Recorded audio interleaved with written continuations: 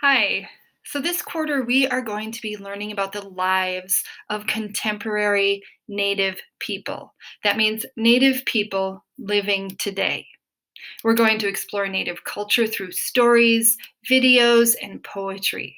We will think about what we are learning and we'll make connections to our own lives.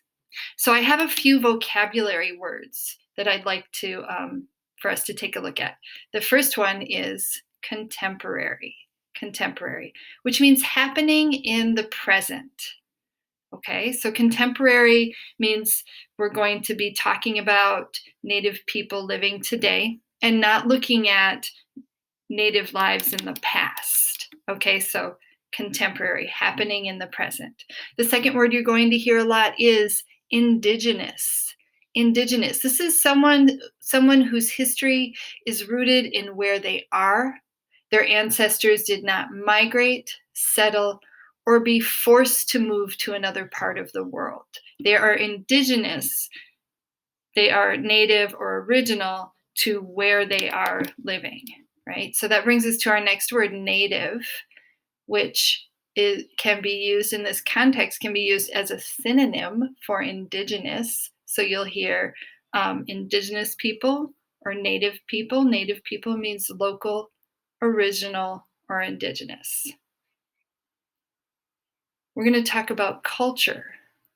Now, culture are the customs, art, and achievements of a particular nation, people, or social group. So, as American, you could look at American music is part of our culture. All right.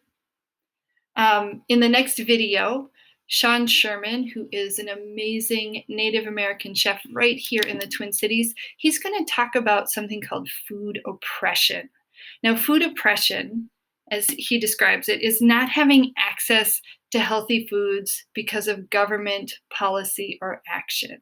So he'll talk about how Native people were placed in reservations and they didn't have access to um, fresh fruits and vegetables. Instead, they were given these government foods that were highly processed, had a lot of sugar in them, and were unhealthy and and makes your body sick when you're not eating healthy foods. So that's what he's talking about when he's talking about food oppression. Food oppression. Um, so move on to the next part of this lesson.